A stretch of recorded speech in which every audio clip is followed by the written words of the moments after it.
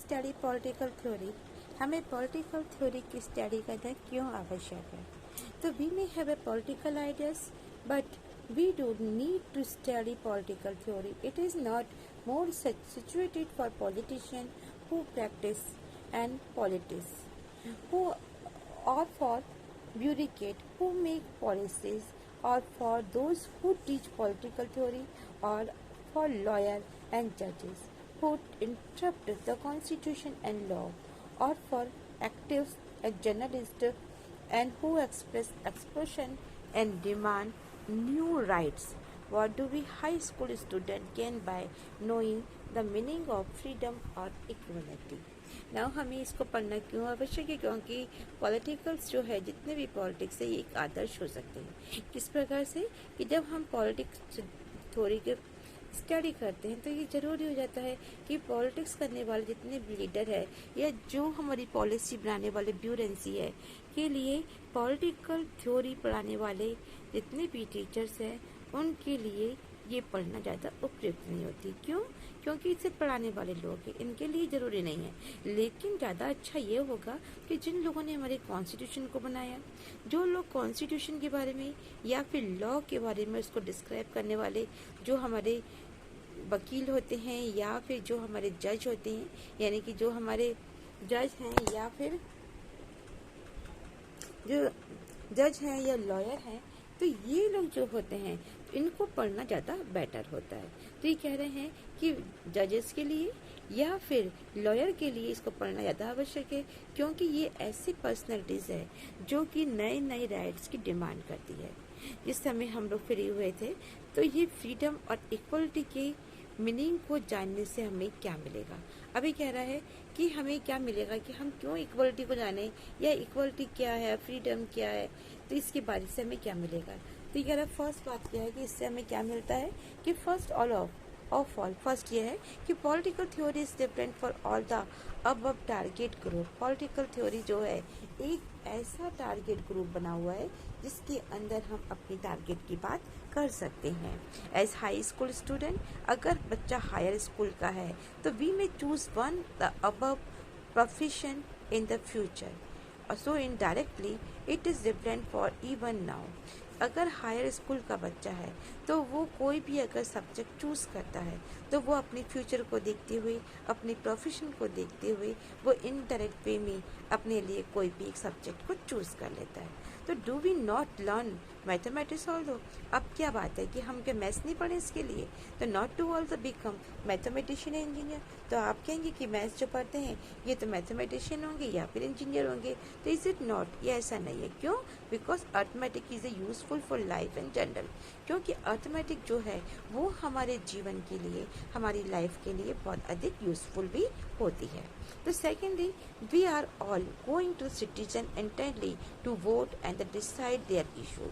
अब दूसरी बात ये, जितने भी सिटीजन्स होते हैं जब ये वोट देने के लिए जाते हैं तो वो डिसाइड कर लेते हैं कि उनका इश्यूज़ क्या है, टू एक्ट रिस्पॉन्सिबिलिटीज, उनकी क्या जिम्मेदारी है। It is helpful to have a basic knowledge of the political idea. अब इन लोगों के पास थोड़ा बहुत पॉलिटिकल आइडियाज़ होता है, ठीक है। knowledge of the political ideas and institution that shape of the world we live in। तो पूरी दुनिया के बारे में, उसके शेप के बारे में, उनकी थिंग्स के बारे में इनको नॉलेज होता है। इन द इंफॉर्मेशन सोसाइटी, अब इंफॉर्मेशन सोसाइटी में क्या है? It is a crucial. कैसी है ये? बहुत ही क्रूशियल है। That we have learn to be reasonable and inform if we are to participate in Gram Sabha or offer our views on website and posts. If we are simply express arbitrary and proponents, we will not be very effectively. But if we are thoughtfully and mannered, we can use the new media to discuss and express our common interests. Now देखो ये क्या कहते हैं, second बात में ये कह रहा है कि जितने भी लोग होते हैं जिन्हें वोट देने का राइट होता है तो दूसरे जो इश्यूज होते हैं उनमें भी फैसला करने का उन्हें राइट बन जाता है। क्यों? क्योंकि उन्होंने वोट दे रखा है और वोट देते के साथ ही वो एक ऐसे नागरिक बन जाते हैं जिनके पास सारे राइट्स होते हैं। अब वो अपनी दायित्व है, जो रिस्पॉन्सिबिलिटी है, उनको पूरा करने के लिए भी होते हैं। तो ऐसे पॉलिटिशियंस के जो विचार हैं, ऐसी इंस्टीट्यूशन है जिनकी उनको जानकारी में वो उनकी हेल्प करते हैं। तो जो हमारी दुनिया को एक आकार देते हैं, एक इंफॉर्मेशन, एक सोसाइटी बनाते हैं जिसमें इंफॉर्मेशन होती है। तो ऐसे ही जो ग्राम सभा में सपोर्ट करते हैं या जो इनके पार्टिसिपेट होते हैं या जो वेबसाइट के द्वारा अपनी खुद की वोटिंग में अपनी खुद की राय पेश करनी होती है, तो हमारा जो आर्ग्यू है और जानकर जो होना आप आर्ग्यूमेंट जो होता है और जो हमारी नॉलेज होती है उसके लिए निर्णायक करना जरूरी होता है। यदि हम मनमाने तरीके से अपनी अलग अलग बात को शो आउट करते हैं, दिखाते हैं, तो हम ज़्यादा इफेक्टिव नहीं होते। लेकिन यदि हम कोई विचार करते हैं और विचार करने के बाद में उस चीज़ को सबके साथ में हम शेयर करते हैं, तो शेयर करने से वो चीज़ या वो माध्यम या दो मीडियम के द्वारा हम कर रहे हैं वो अधिक यूजफुल हो जाता है। नाउ थर्डली, अब थर्ड क्या है? As a citizen as a citizen, we are a bit like a audience in a musical center. We are not the main performer interpreting the song and melody, but we set the agenda and appreciate the output and put in the new request. How you notice that musicians perform better when they know the audience is knowledgeable and appreciative? So also an educated and valiant citizenry make choose and who play policies more public is pride. Now, अब अगर नागरिक के रूप में, citizen के रूप में हम अगर कोई सॉन्ग सुनते हैं और हमारे पास बहुत सारे ऐसे ऑडियंस भी हैं, तो हम अपने अगर गीत को गा रहे हैं और गीत गाने या अपने जो भी सॉन्ग गा रहे हैं, तो सॉन्ग गाने के वाले जो व्याख्या करने वाले गाने जो मुख्य कलाकार नहीं होते। क्यों? क्योंकि जो गा रहा है वो तो गा रहा है, उसको ये नहीं पता कि मेरे से ऊपर कौन है। लेकिन जब उस समय हम प्रोग्राम देख रहे होते हैं या वो प्रोग्राम चल रहा होता है, तो हम ये अनुरोध करते हैं कि हम ये अनुरोध भी करते हैं कि वंस मोर द्वारा बोलते हैं कि भाई हमें इस सॉन्ग को वापस सुनना है। क्यों? क्योंकि ये सॉन्ग हमको बहुत ही अच्छा लगा। तो ये जो हम लोगों ने उनके पास में अपनी खुद की एडवाइस रखी, तो क्या आपने ये गौर किया है कि जो म्यूजिशियन होता है वो अच्छे से अच्छा शो आउट करने की कोशिश करते हैं, और जो वहाँ पे ऑडियंस बैठे होते हैं वो उनके कदरदान होने का मालूम चलता है कि उनकी क्या जानकारी, कितना नॉलेज है, तभी वो हमसे वंस मोर की डिमांड कर रहे हैं। इसी तरह जो अगर एजुकेटेड पर्सन है या फिर जो सिटीजन्स होते हैं, ये पॉलिटिकल करने वालों को जनामुख बना देते हैं, यानी कि वो उनके सामने आ जाते हैं और वो स्प्राइट करते, पब्लिक स्प्राइटेड बन जाते हैं। अब थर्डली कह रहा है freedom, equality, secularism are not a absolute issue in our life. अब कह रहा है, थर्ड बात कह रहा है कि फ्रीडम, इक्वालिटी, सेक्युलरिज्म ये सब जो है ऐसा कोई इशू नहीं जो हमारी लाइफ में नहीं आता होगा। We daily encounter and discrimination of various sort of family, school, college, shopping malls and so on. अब आपने देखा होगा हर जगह डिस्क्रिमिनेशन दिखाई पड़ता है। किस चीज़ को लेकर के डिस्क्रिमिनेशन है? डिस्क्रिमिनेशन दिखता है आपको हर चीज़ के अंदर। जैसे कि रोज़ का जो सामान होता है, जैसे आप चाहे स्कूल में रहो, चाहे फैमिली में, चाहे कॉलेज जा रहे हो या कहीं ट्रेड करने के लिए जा रहे हो, तो हर एक जगह हमें डिस्क्रिमिनेशन दिखाई पड़ता है और हम स्वयं भी उसके साथ में लगे हुए होते हैं। जैसे कि लिखा है फॉर अवरसेल्फ, हम भी उसके अंदर मिले हुए होते हैं। चाहे आप मॉल्स में जा रहे हो, चाहे आप कॉलेज जा रहे हो, स्कूल जा रहे हो, फैमिली हो, हर जगह हमें डिस्क्रिमिनेशन दिखाई पड़ता है। Have a prejudice again people who are different form. क्यों? क्योंकि हमने देखा है कि जो अलग अलग लोग होते हैं, अलग अलग फॉर्म में होते हैं, अलग अलग तरीके के वो लोग होते हैं। जैसे उनकी कास्ट अलग होगी, उनका रिलीजन अलग होगा, जेंडर अलग होगा, तो क्लास भी होगी। तो if we are the opposed, we want to redress, and if that is the delay, and we feel violent, revolutionary, and is justified. If we are the privileged, we deny that there is any profession, even as our minds and servant and struggle for dignity. Sometimes we even feel that our servant deserve the treatment they get. What the politician theory encourages us to do is examination our ideas and feeling about the political thing.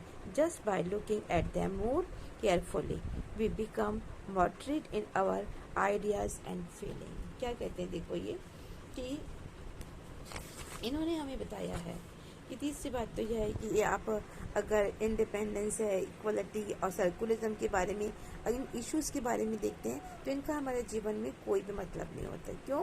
क्योंकि family हो गई, school है, college है, या फिर ऐसी जगह जहाँ पर आप ट्रीट करते हो, यहाँ पर भी हमने देखा है कि हर जगह डिस्क्रिमिनेशन दिखाई पड़ता है। डेली हम डिस्क्रिमिनेशन दिखाई पड़ता है।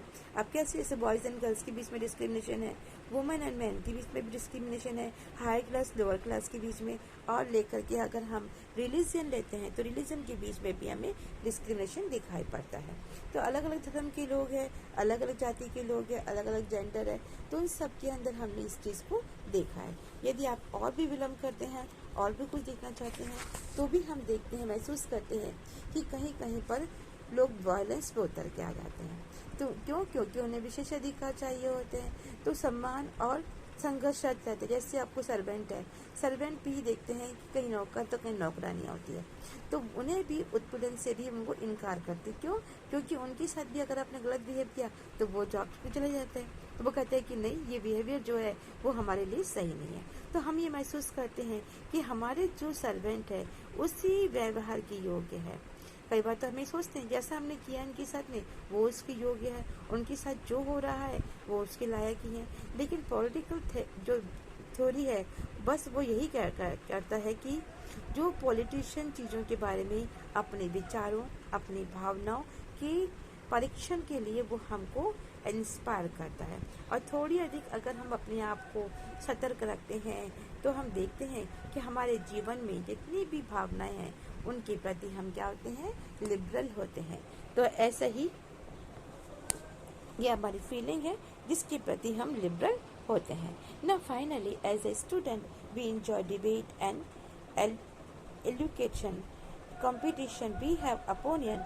What about that is a right or wrong, just or unjust, but do not know whether they are responsible or not. Only when we argue with other, we realize the need to define them and seek out reason and argument. Political theory exposes us the systematical thinking in justice and equality so that we can polish our opinion and argue in the informed manner and for the sake of common interest. Such skills of debating, rationality and communicating effectively are likely to be great assist in the global information order.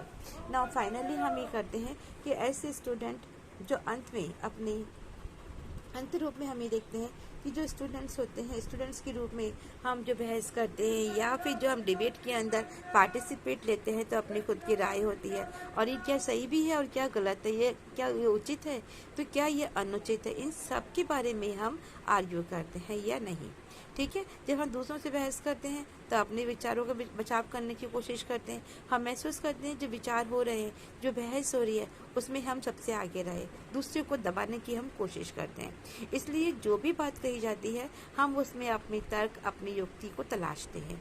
तो political theory में हमें justice, equality के बारे में, justice या फिर equality के बारे में ढंग से एक सिस्टमेटिकल सोच से अवगत कराता है ताकि हम अपने विचारों को दूसरों को बता सके।